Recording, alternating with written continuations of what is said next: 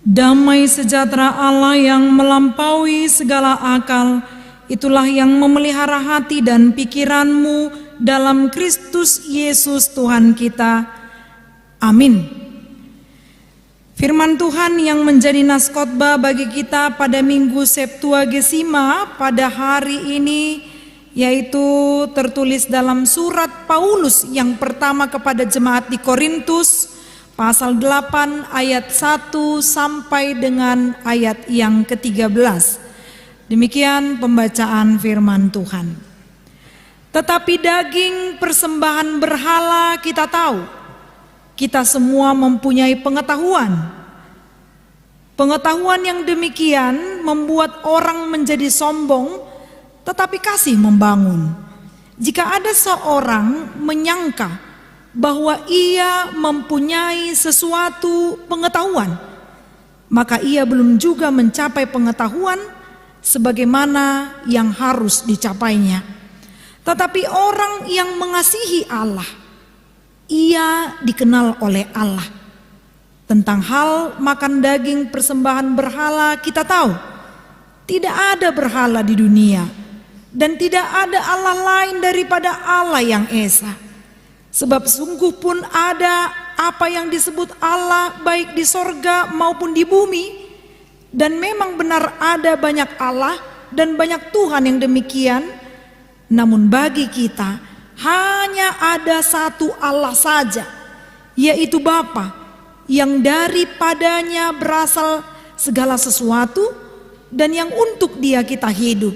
Dan satu Tuhan saja, yaitu Yesus Kristus, yang olehnya segala sesuatu telah dijadikan dan yang karena Dia kita hidup.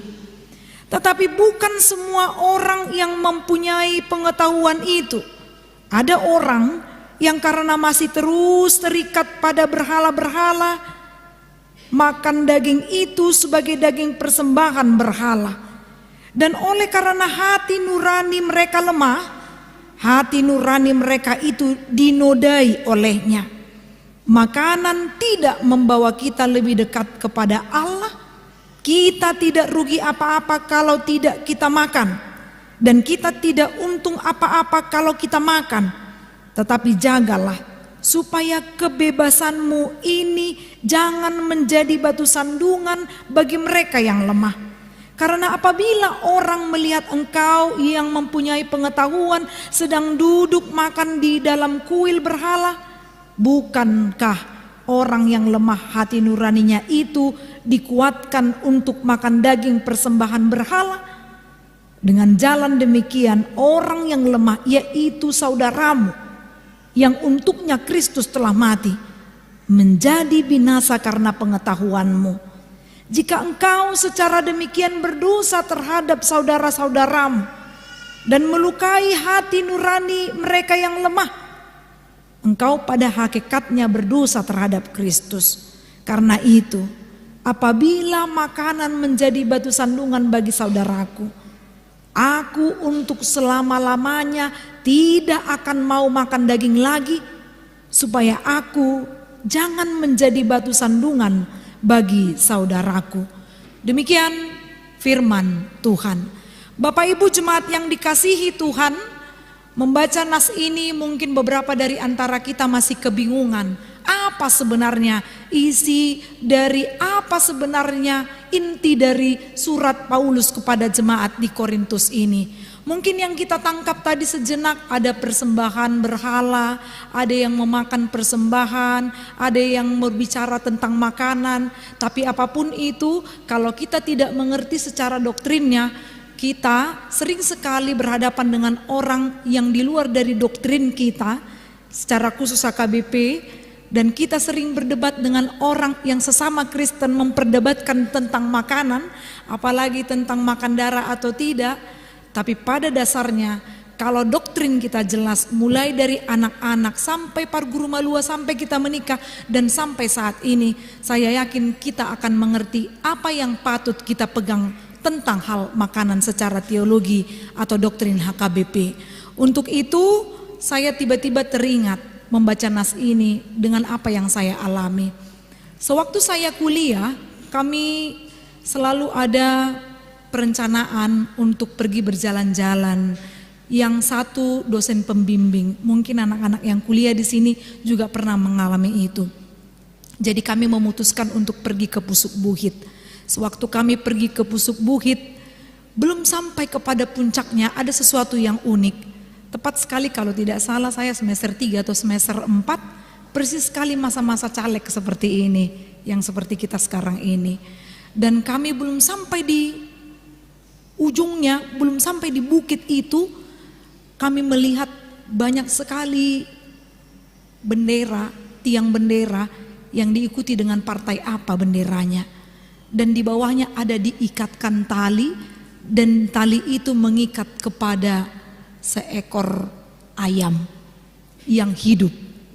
Jadi waktu kami mendaki Pusuk Buhit, ada kira-kira 20 orang ke 25 orang, kami buka ikatannya. Sampai di puncaknya kami potong ayam itu dan kami makan. Jadi sampai sekarang pengalaman kami, kalau saya hitung-hitung dari yang ikut pergi ke sana, semuanya masih hidup, belum ada yang meninggal. Setelah kami mau makan sesajenan orang-orang yang berharap, berkoar-koar sekarang ini, mungkin dia juga pergi ke sana untuk meminta kekuatan dari opungnya yang sudah meninggal, atau meminta petuah bagaimana supaya ia dapat menang. Tapi pengalaman kami hanya satu, intinya adalah kami yang memakan sesajenan itu masih tetap hidup. Sebenarnya masih banyak lagi seperti rokok atau yang lain-lain yang kami temukan, yang juga dipakai oleh orang-orang yang laki-laki yang pada saat itu ikut mendaki. Pada saat kami sudah ada di puncak itu. Apa hubungannya dengan nas ini? Nas ini adalah perdebatan antara orang Kristen yang sesama pada saat itu menonton orang-orang yang menyembah berhala di Korintus. Apa yang terjadi dengan Korintus? Sejenak kita akan mengetahui tentang Korintus. Korintus ini kota ramai. Korintus ini adalah kota perdagangan. Kita tahu kalau misalnya kota perdagangan itu, misalnya Cibubur ini kota perdagangan. Kemudian ada orang yang berdagang, dia harus pergi dari rumahnya misalnya di Tangerang atau dari Lampung. Pasti ada kemungkinan besar setelah dia 1 minggu, 2 minggu berjualan, berdagang di Cibubur ini, dia mikir, kalau aku tiap hari pulang balik, aku capek di jalan dan capek di ongkos. Semuanya akan sirna, aku akan sulit untuk bertemu dengan keluargaku. Mungkin hanya 3 jam dalam 1 hari. Selepas itu aku akan berdagang. Jadi setelah dipikir-pikir akhirnya pun dia menetap. Kira-kira demikianlah kota Korintus ini. Jadi banyak orang yang datang dari kota sebelah masuk ke kota Korintus. Orang lalu lalang membawa agamanya, kebudayaannya, tradisinya. Sehingga kota Korintus ini dipenuhi dengan bukan hanya pedagang, tetapi juga para cendekiawan, orang-orang ilmuwan yang memasuki tempat itu, dan yang tak lain lagi adalah membawa agamanya yang banyak sekali menyembah roh-roh ataupun yang mengagung-agungkan berhala, patung-patung. Padahal kita tahu menurut keyakinan kita orang Kristen secara khusus yang tinggal di HKBP, kita akan mengatakan hanya satu Tuhan. Tidak ada yang sama seperti Tuhan. Kalaupun ada banyak Tuhan yang di sekitar kita ini berada yang masih menyembah patung, kita katakan di dalam iman kita, biarlah dia dalam imannya, sebisa saya mempertahankan iman saya dan mengatakan holasada di bata, ima di bagasan Kristus Yesus. Hanya satu Tuhan, yaitu yang saya sembah di dalam Kristus Yesus. Apa yang terjadi pada kebiasaan pada saat itu? Setelah mereka menyembah berhala, pergi ke kuil, karena banyak kuil-kuil yang dibangun pada saat itu, mereka pergi ke kuil mempersembahkan sesajenan. Setelah dipersembahkan ternyata ada orang yang mengambilnya, dibawa pulang ke rumah terus dimakan, sama seperti cerita saya tadi. Kemudian ada lagi yang dibawa ke rumahnya terus dijual lagi. Jadi banyak sekali macam ragam, kemudian didiskusikan dan membuat perbedaan pendapat. Ada yang melihat demikian dan bertanya, kalau itu sudah dipersembahkan untuk berhala, artinya itu milik berhala. Siapa yang memakannya berarti dia ikut menyembah berhala. Terus pertanyaannya, apakah salah orang yang memakan daging itu yang sudah dipersembahkan kepada berhala? Jawabannya jelas menurut Paulus tidak salah. Yang pertama kita menjawab tidak salah karena apa? Karena makanan yang halal itu adalah makanan yang kita doakan dan kita katakan dalam doa kita dengan ucapan syukur, itu yang halal. Menurut kita ya, kita nggak bicara agama lain. Dan apa yang keluar dari mulut kita ini sebenarnya yang terkadang haram. Jadi harus difilter, itu yang lebih bahaya. Bukan apa yang masuk tapi apa yang keluar. Untuk itu, menurut salah seorang ilmuwan yang bernama Albert Einstein, dia katakan demikian. Orang berpengetahuan tanpa iman adalah buta. Orang yang beriman tanpa pengetahuan adalah lumpuh. Saya ulangi sekali lagi. Menurut Albert Einstein, orang yang berpengetahuan tanpa iman adalah buta. Tapi orang yang beriman tanpa pengetahuan adalah lumpuh. Jadi kalau disetarakan dengan kalimat Martin Luther selalu katakan demikian.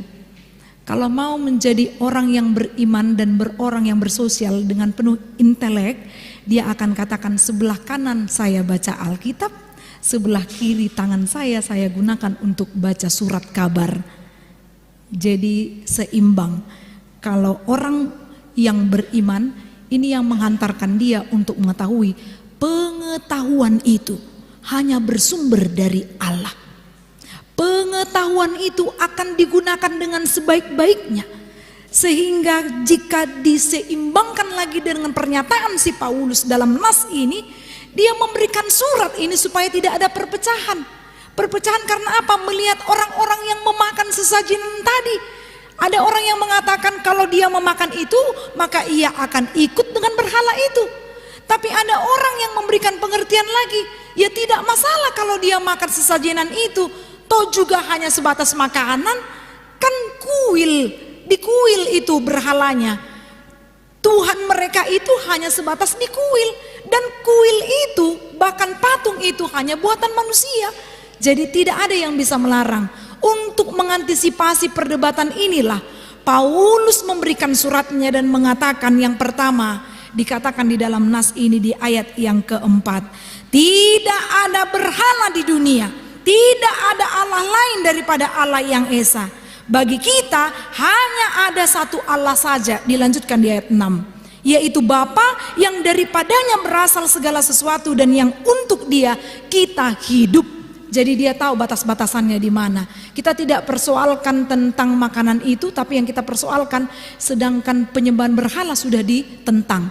Kan begitu ya, dari hukum Taurat pertama sampai keempat mengatur bagaimana hubungan Allah dengan manusia-manusia dengan Allah. Jadi ada hubungan yang normal sekali, jelas kita lihat, akulah Tuhan Allahmu, seru Tuhan kita, tidak boleh ada Allah lain kecuali aku, itu jelas. Saya mempertegas ini karena mungkin, saya katakanlah mungkin, kalau dikatakan bersih saya nggak yakin. Ada orang yang pernah saya kenal, dia ketua pengumuman INA. Ini bukan mau membeberkan tentang kasus seseorang, tidak. Ini waktu kami jemaat di Medan. Kalau mau kepoin aja nggak apa-apa. Terus waktu itu inang ini meninggal. Ternyata anaknya tiga-tiganya gak ada yang bisa diandalkan atau diharapkan. Walaupun tiga-tiganya termasuk sudah berkeluarga. Akhirnya mengantisipasi supaya dibawa mayatnya ke rumahnya karena lokasi mengizinkan. Akhirnya orang-orang yang dari gereja satu pengumuman datang ke rumah untuk membersihkan rumahnya seperti biasa. Kemudian membuat kursi dengan tatanan yang rapi, membuat tikar di mana yang patut dibuat tikar.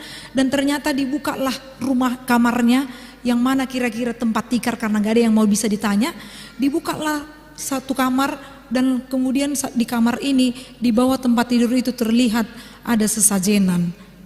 Jadi banyak pertanyaan waktu itu karena bukan satu orang yang membereskan. Yang mau saya katakan atau yang mau saya tanyakan sekarang, masih adakah dari antara kita yang melakukan itu, Amang Inang? Ya gak mungkin ya, karena rata-rata udah pakai spring bed ya. Kalau di bawah tempat tidurnya ada berarti dia gak pakai spring bed. Benar ya. Tapi mungkin ada juga yang nggak pakai spring bed terus dia masih pakai tempat tidur yang tilam di atasnya, atau spring bed juga, cuman dia pakai yang lebih hanya tilamnya aja. Terus di bawahnya ada kolong-kolongnya. Nah, di situ biasanya tempat orang menyimpan sesajenannya kalau dia melakukan hal yang demikian. Kami kaget satu gereja karena langsung tersebar kemana-mana informasi ini. Kami sama sekali tidak yakin, satu ketidakyakinan kami karena apa? Karena yang pertama itu sudah di Medan, bukan di kampung-kampung lagi. Dalam pemikiran kita nggak mungkin lagi terjadi. Mungkin sama seperti itu Cibubur, kalau sempat ada yang ketahuan yang melakukan seperti itu, pasti kita katakan masih ada di zaman modern ini yang melakukan seperti itu. Mungkin ada yang bertanya seperti itu. Yang kedua, kita mikir lagi, loh ini orang yang aktif di pelayanan gereja, kok malah dia menduakan Tuhan? Saya yakin kita sepakat di sini nggak ada yang suka diduakan. Mau yang sudah berkeluarga atau yang sedang berpacaran, tidak ada yang suka diduakan. Jangankan tentang hal berpacaran dan hal suami istri. Sedangkan kalau misalnya ada 3 anak, orang tuanya seolah-olah hanya memberi kasih sayang ke anak yang pertama, anak yang kedua ini tidak suka diduakan. Dia mau tetap nomor 1. Pasti ada juga yang demikian. Dan kita pasti sepaham. Gak ada dari antara kita ini, Amanginang, Naposobulung, remaja yang hadir di sini, gak ada yang rindu. Misalnya ngomong ke haleknya, tolonglah duakan aku, biarlah aku jadi orang yang kedua. Gak ada itu, iya kan? Apalagi Tuhan, dia yang menjadi pemilik kita, dia gak berharap seperti itu. Dan bahkan dia adalah Allah pencemburu. Dia Allah pencemburu artinya adalah dia tidak mau diduakan, karena dia adalah Allah pencipta, dia pemelihara, dan karena Kristus kita menjadi orang yang merdeka. Tapi sekarang kata merdeka atau kata bebas ini dijelaskan oleh Paulus. Menjadi orang yang bebas karena apa? Dikatakan dalam nas ini, orang yang mengasihi Allah, ia dikenal oleh Allah. Oh ini milikku yang mengasihi aku. Orang yang mengasihi aku artinya menghormati aku. Kira-kira demikian. Gak perlu banyak ABCD untuk menjelaskan bagaimana cinta kasih kita kepada orang tua. Kalau tidak ada satu pembuktian dari perilaku kita, ABCD itu akan dianggap nol, failed, tidak berguna. Maka tunjukkanlah hormatmu kepada Allahmu dengan tidak menduakannya. Dan kalau Paulus mengirimkan surat ini, tujuannya adalah juga supaya tidak terjadi perpecahan. Molo di botohodo nadinggan, kalau engkau tahu yang baik, lakukanlah itu tanpa mengurangi kasih sayangmu kepada orang lain. Kalau engkau tahu apa yang membuat engkau berpengetahuan, kiranya itu lahir dari imanmu. Saya mau tanya, bergunakah diciptakan nuklir? Ayo, bergunakah? Semua mau bolang ke saya. Bergunakah diciptakan nuklir? Saya katakan berguna. Tapi sekarang kegunaannya untuk apa dulu? Tujuannya apa? Sama seperti itu juga, bergunakah makanan untuk kita? Berguna. Tapi tujuannya untuk apa? Kalau ada saudara-saudari kita di luar dari agama kita yang sedang puasa, bisakah kita makan? Bisa. Tapi apakah kita harus makan di depannya ketika masa puasa? Jadi orang yang beriman menjadikan kita bijaksana. Jangan menjadi batu sandungan untuk orang lain. Jangan menjadi batu ginjal juga ya, atau batu empedu. Kalau jadi batu akik nggak apa-apa ya, itu jadi harta ya. Bisalah jadi harta, harta yang membangun. Jangan menjadi penyakit untuk orang lain, toksik katanya kalau bahasa anak-anak muda. Jangan menjadi batu sandungan untuk orang lain. Sama seperti itu juga, Amanginang untuk orang tua di sini. Tadi jam 3 ibadah saya katakan juga demikian. Ini kan sebatas makanan ini yang dibicarakan. Tapi saya ungkit sedikit. Apakah salah untuk perempuan pakai celana panjang datang ke gereja? Ini HKBP ya. Saya katakan tidak salah. Tapi karena kita masuk dalam kategori Batak, apapun katanya, orang Batak itu kaya dengan sopan santun. Cara berpakaiannya pun ini berbeda dengan gereja lain. Saya yakini HKBP Cibubur ini kalau berpakaian masih mantap, masih betul-betul dipelihara kesopanan. Bayangkan kalau misalnya ada satabi yang pakai misalnya di sini pakai bikini datang ke gereja, pasti Pitor bolang akan tua-tua, ibu-ibu pasti. Tahu-taunya yang pakai itu adalah ibu-ibu pula. Ini dia. Jadi sesama ibu-ibu masih berengan. Kira-kira begitu. Artinya apa? Kita tahu yang mana yang membuat batu sandungan, kita tahu yang mana yang membuat orang bersuka cita. Kehadiran kita haruslah membangun, bukan menjadi batu sandungan untuk orang lain. Sopanlah bagaimana caranya untuk memakan makanan yang patut, yang layak untuk kita makan. Untuk yang berbona tahun, tahu dia mengorom, mengendalikan dirinya. Jangan terus-terus mengalang jagal. Kalau udah tahu di situ banyak tabungannya, bukan tabungan uang, tabungan penyakit. Jadi dia harus tahu mengendalikan diri. Orang yang beriman, dia akan cerdas, tahu memakai pengetahuannya. Sekarang sudah gampang untuk memeriksa apa-apa, untuk melihat kira-kira aku sakit apa ya. Punggungku sakit, mataku sakit, mata pencarian sakit maksudnya. Oh, berarti yang harus kulakukan hindari berfoya-foya. Itu adalah membuat orang bijaksana. Jadi hiduplah dengan tidak sombong, pakai pengetahuanmu dengan iman yang benar, pakai kebebasanmu dengan pagar firman Tuhan, supaya semua tidak kebablasan. Hiduplah menjadi batu akik ya, menjadi berharga maksudnya, bukan jadi batu sandungan. Amin, kita berdoa. Bapa kami yang di sorga, Bapa yang kami sembah dalam Kristus Yesus yang penuh dengan cinta kasih, kami bersyukur Tuhan untuk memuji Engkau dalam peribadahan minggu kami saat ini. Kami juga bersyukur untuk firman-Mu yang sudah kami dengarkan saat ini, mengingatkan kami Tuhan untuk tidak menjadi batu sandungan. Biarlah kehidupan rohani kami tetap dipagari dengan firman-Mu. Inilah doa kami yang kami sampaikan di dalam nama anak-Mu, Kristus Yesus Juru Selamat kami yang hidup. Amin.